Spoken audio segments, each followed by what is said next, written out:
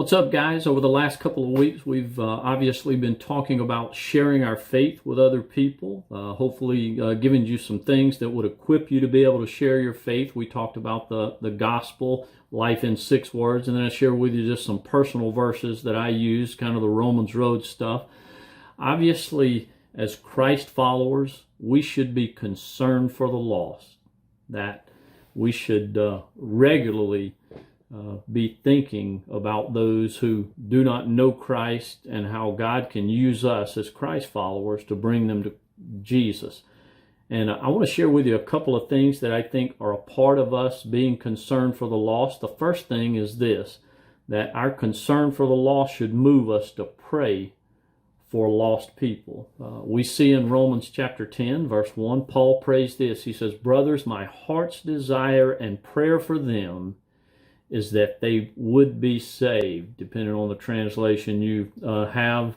That may look just a little bit different, but Paul is praying very specifically here for people that God would do a work in their life that only God can do.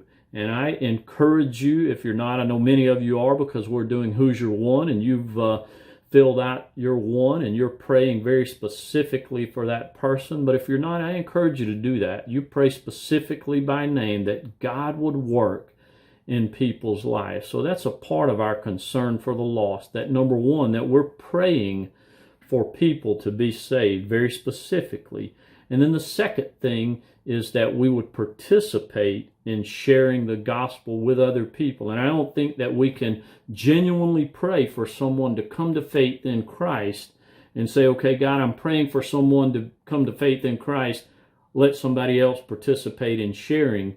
I think we personally take that up, and we not only pray, but that we participate as God gives us opportunity in sharing the gospel with others. Here's what it says in 2 Corinthians chapter 5, verse 20.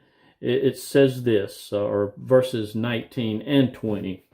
That is, in Christ, God was reconciling the world to himself, not counting their trespasses against them, and entrusting to us the message of reconciliation. Therefore, we are Christ's ambassadors, God making his appeal through us. We implore you on behalf of Christ to be reconciled to God. Versus simply saying, my paraphrase, that we go tell other people about Jesus Christ, that we participate in God's redemptive plan to take the gospel message to those who do not know him. So I encourage you, as you are concerned for the lost, what that looks like is that you're praying very specifically, but you're not stopping there. You're participating by sharing the gospel with those God places in your path.